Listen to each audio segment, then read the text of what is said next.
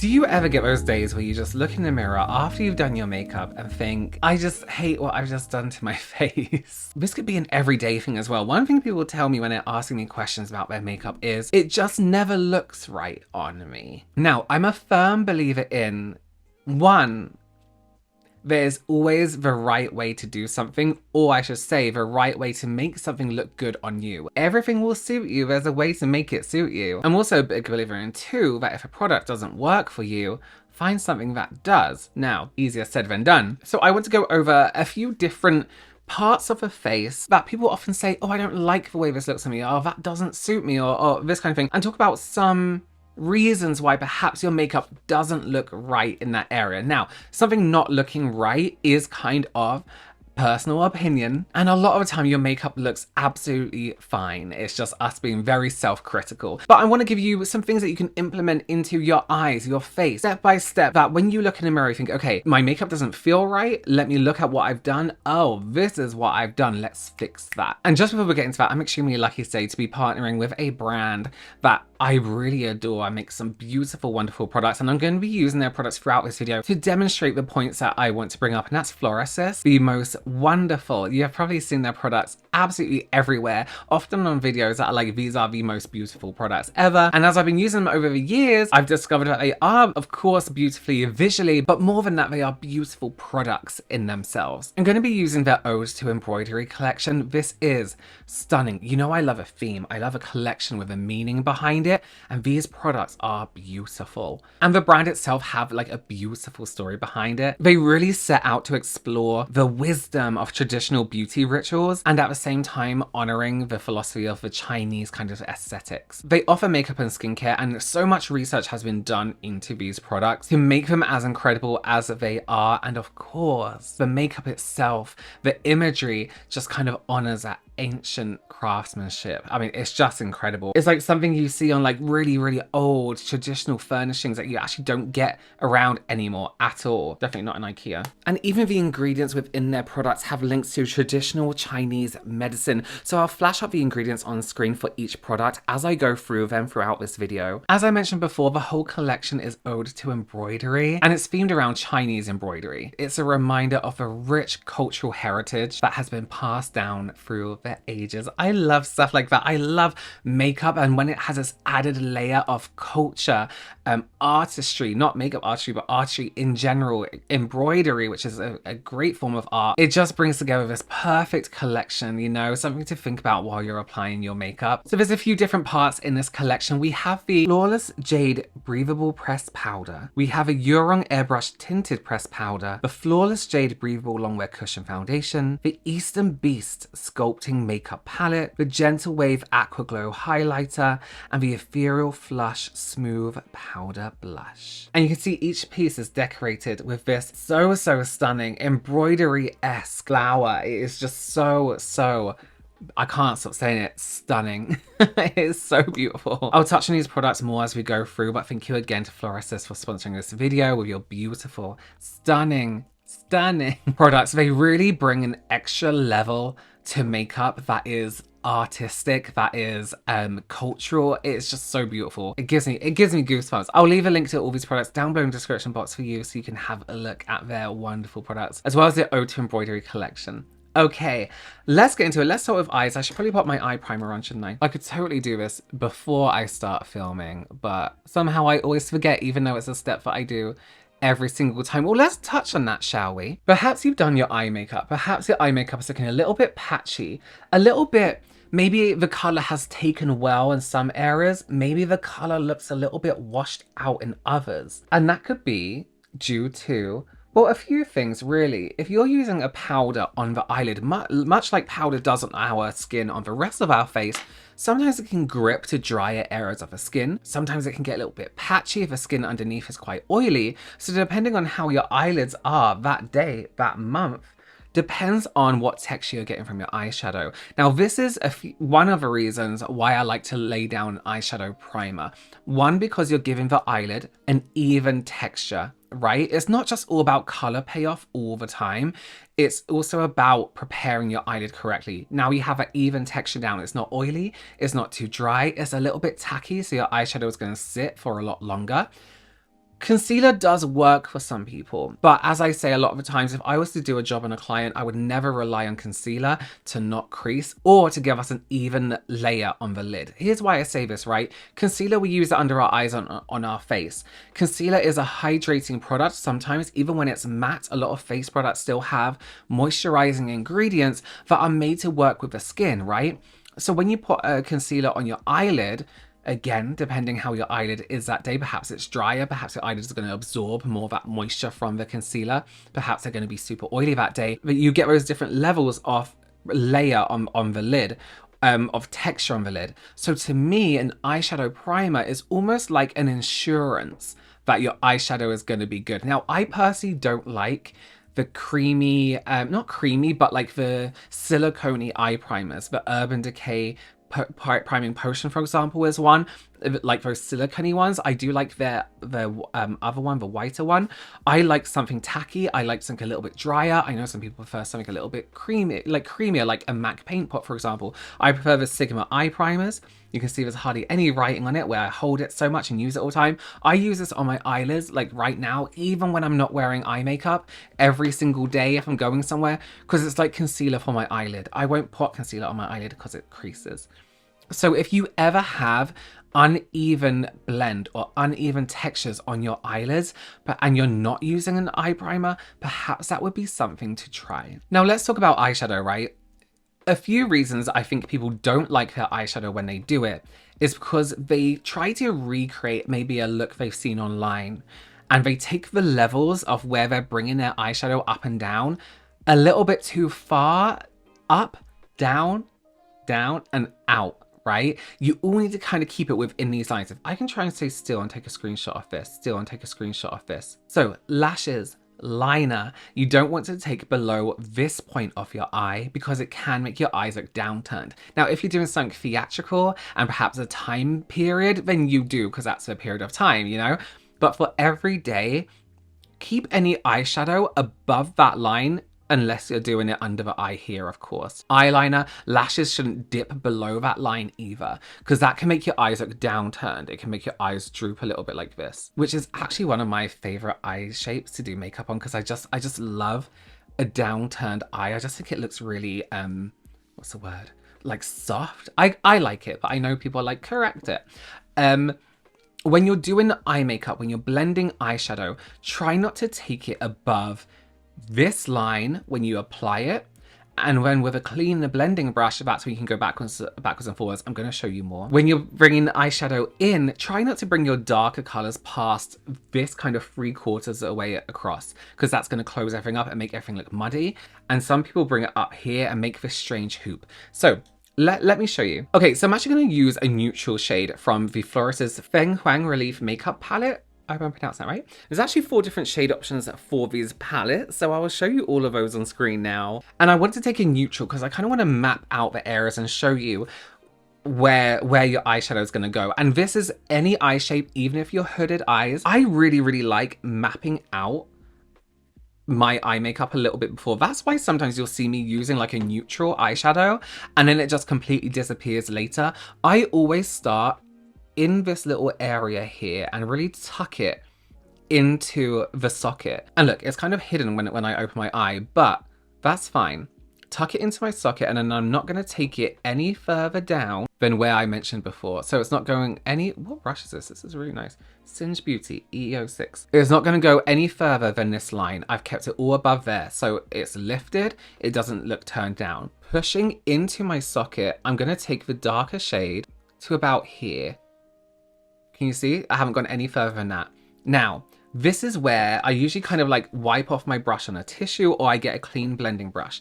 Now we can blend that color upwards. And I'm not putting any extra color, any extra eyeshadow on this.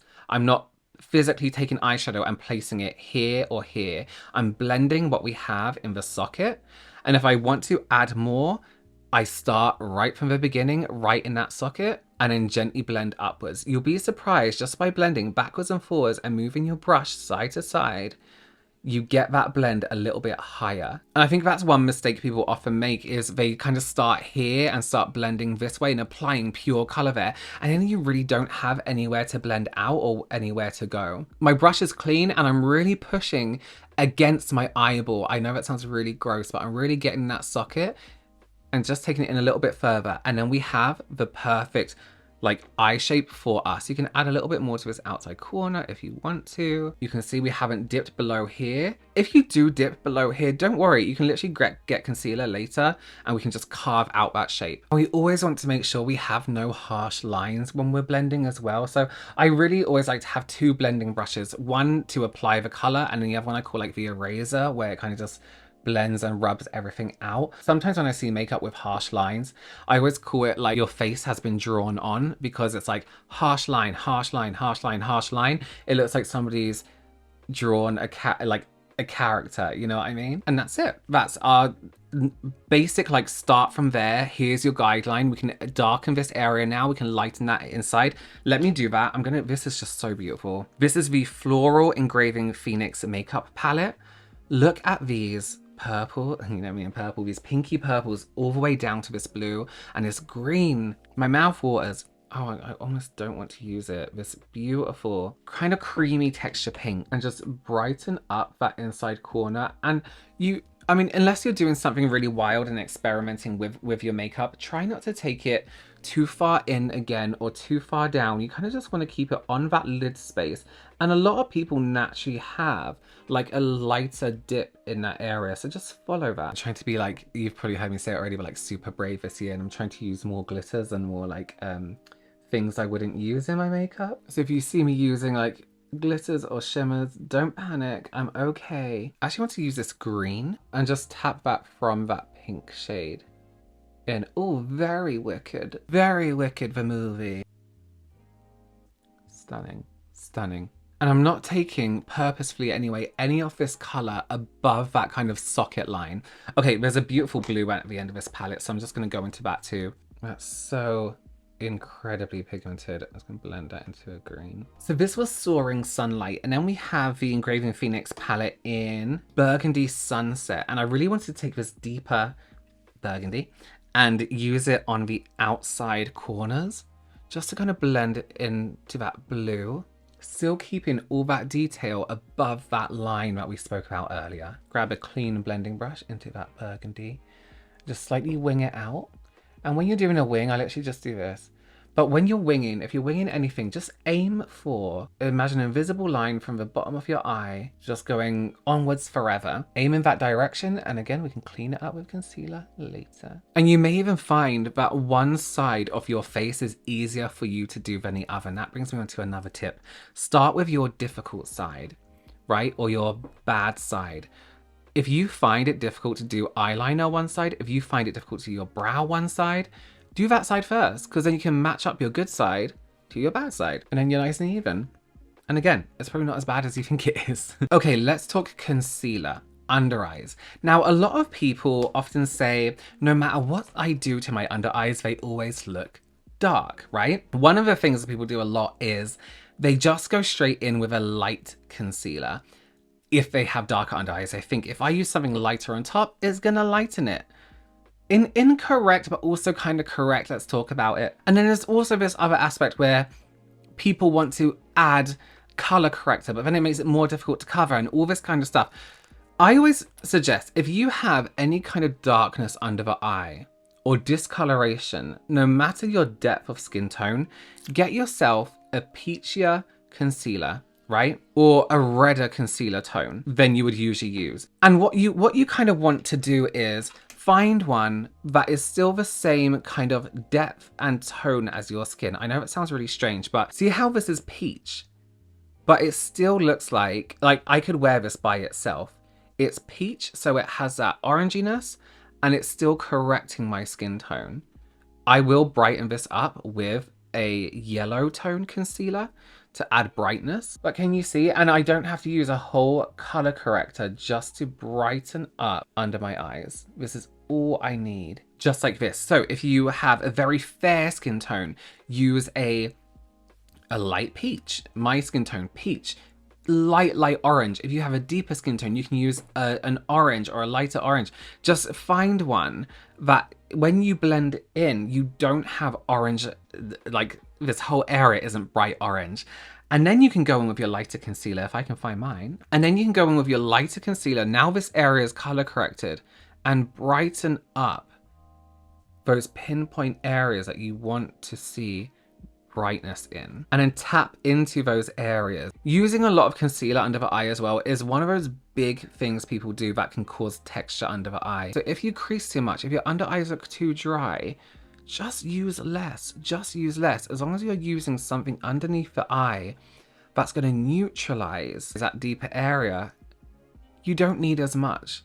Subtle, brightened. To be fair, I don't have terrible discoloration or the worst discoloration by any means, but this is how I would color correct anyone's eyes. I think in my career as a makeup artist, I never used a pure orange concealer on anyone. No matter how deep their under eye was, no matter what skin tone they were, orange was never my option. And they always looked great. Okay, now let's talk foundation. This is where things start to get a little bit, like, they start to unravel. Oh, maybe I should do under my eyes. Yeah, let's finish under my eyes. Okay, great. Okay, so just finish up under my eyes. Foundation. Now, what have I done to my skin? I've just, in my normal skincare routine, I've just used a serum, and that's it. And sun cream, and that's it. Sunscreen, not cream, because that sounds really heavy. You would have heard me say a million times, too much skin prep is illegal. Can make your foundation worse. But here's a few things you can do. If you think you got your skin care down, here's a few things you can do to stop patchiness and everything like this. So I'm going to go in with a Flawless Jade Breathable Longwear Foundation, Cushion Foundation. This is shade N30 Bathing Beauty. This is, again, that beautiful embroidery detail on the top of this compact. All the details are just so stunning. Of course, there's a mirror in here and a cushion. And even, I've taken it off, but even the protective foil has this stunning silver detail embroidered. It's just so beautiful. So whether you're using a sponge, a brush, whatever you're using, start off in the middle of the face. This is where we get most of our discoloration and most of our uneven skin tone.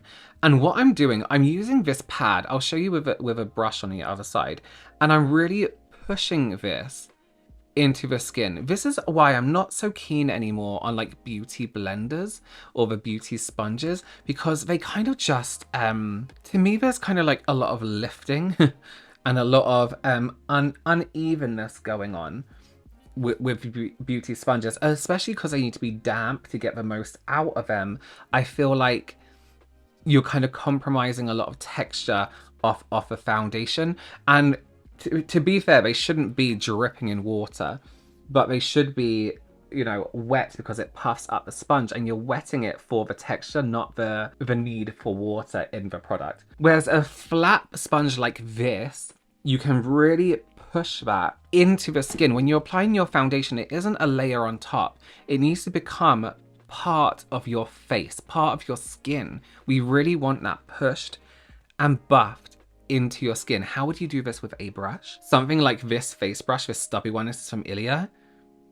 And your foundation, you get your layer down and you buff where you want it first, and then you tap just like you would a sponge like this. You are making sure that your foundation, and this is a key part, just really make sure you're buffing into skin, pushing into the skin, circling into the skin. Your foundation shouldn't be a layer. You want to be able to touch a part of your face and have nothing happen to your foundation, nothing come off, because it's so part of your face. So basically, if your foundation is sitting in a layer, separate on your skin, that's not what we want from our foundation. That's why your foundation is becoming loose on the skin. That's why buff, push, press, get that into the skin.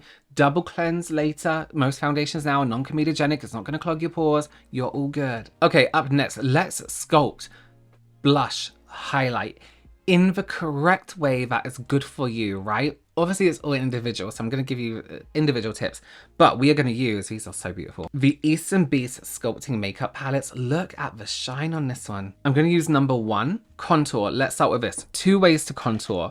And it's not just lines on the face. Let's please remember this. It's not dragging lines and then blending them in.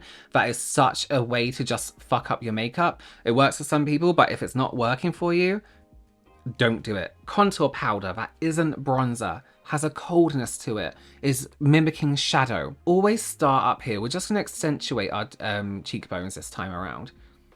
Just start from under the cheekbone up here and gently brush up and down, backwards and forwards. I'm using this kind of fan-esque brush from Rose and Ben. A beautiful brush, but you can do the same with a powder brush. Just hold it high up and you get less pressure. Our contour, and you can do this with cream as well. Just put the cream, just touch the blush to the cream, the brush to the cream, and then just buff backwards and forwards, concentrating on that one area. And we get this more softer contour. It's not a line that we've had to, you know, rub up and down, ruining our foundation underneath. It's a much more subtle, realistic, can you see? Look how much that's sculpted. Just from that tiny, tiny little bit. You take your time. If you want to do your nose, brush a tiny bit down the side of a nose. Forehead, brush outwards towards a hairline. Contour is refining the shadows of your face, right? Remember this. We're not just shoving product onto our face. If that works for you, you have a great face.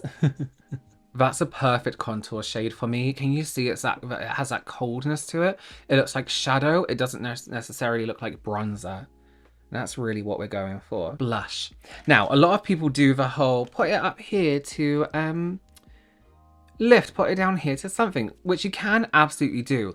But think about blush in terms of how you want your cheeks to look that day. The safest bet is to just add it to the highest point of your cheekbone in the middle. So we could go up here, but we think about where the corner of our eye is down and kind of the middle of the ear across. That's a good meeting spot for your blush if you're ever just in a rush. And then we're going to tap. No lines, no pre-drawing on the face. We want it all to be, again, soft.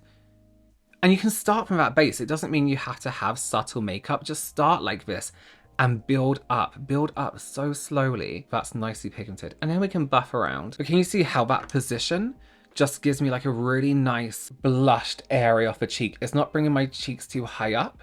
It's not making my face too plump. And it kind of brings a brightness to the face as well. And then we're actually going to do something with highlighter. If you ever think your highlighter looks too much, it looks too gray sometimes, it's because it's touching your contour or your bronzer. You don't want your highlight to physically be on top of your contour and your bronzer just because of undertones. It kind of gives this gray metallic, right? So we're going to take our highlight on our brush and kind of do the same thing as we did a minute ago. I'm going to add a little bit here in the same point as we had our blusher.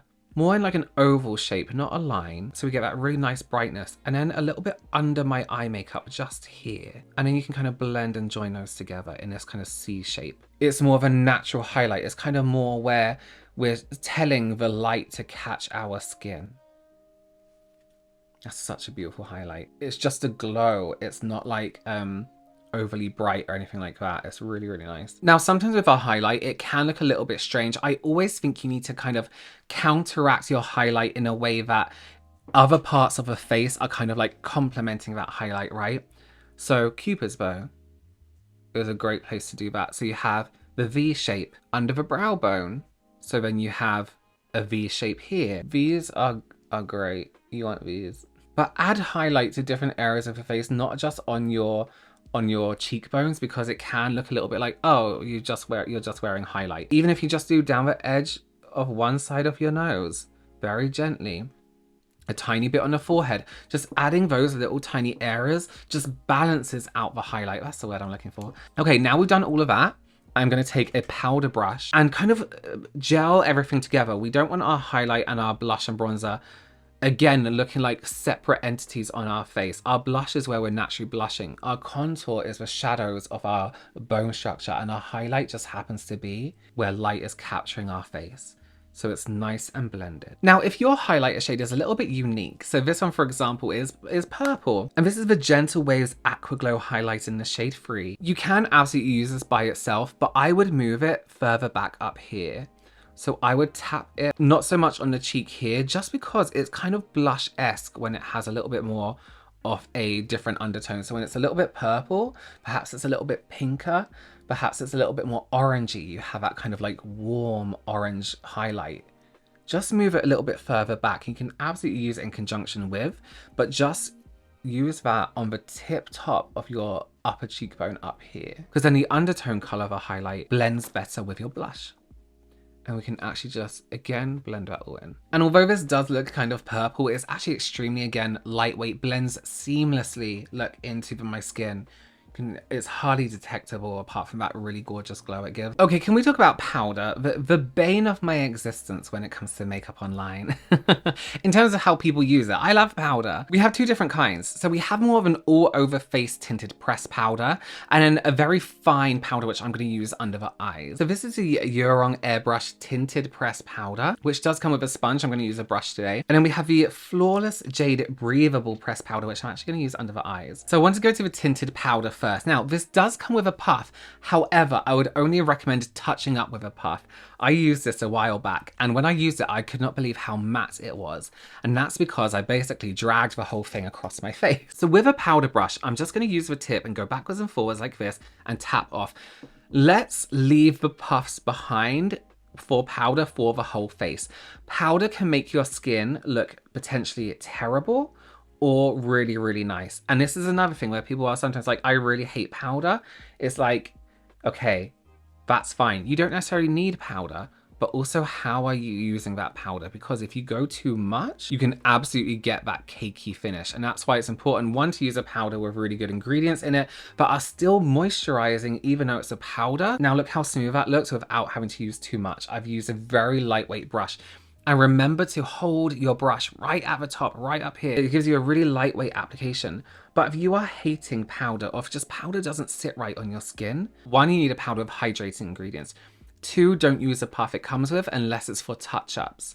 Three, use a brush light-handedly. Now, going to our under eye powder, this is where we kind of do want to use the puff. Now, why I like this powder under the eye is because it's silkier. So this is matte, whereas silky kind of has a little bit more of a, not a glow to it, but it still has that kind of skin-like shine to it. So I'm gonna press the puff into the powder, give it a tiny little jig, the tiniest little jig, and I'm going to tap off any excess onto the back of my hand so it comes off on my hand. And then with it wrapped around my finger, we're then gonna tap in under the eye. The reason I have it wrapped around my finger is so I can get the full pressure from my finger onto the area where we are applying that makeup. See what I mean? So we're applying it here, and I'm taking it and pushing it with my finger under the eye. Again, because we're pushing. We want the whole product to be part of our skin, so we are pushing into the skin. So there we have a full face using some techniques there that will hopefully make you like the way you do your makeup better if you are struggling in any way. I really hope that helped. If you have any questions, leave them below. Thank you again to Florasis for sponsoring this video and for providing me with your beautiful products. They are just so unbelievably stunning, and it's such a pleasure and honor to use them. So thank you. I will link everything down below there for you so you can check out everything they have to offer. Thanks again for joining me, and I will see you very, very soon. Bye.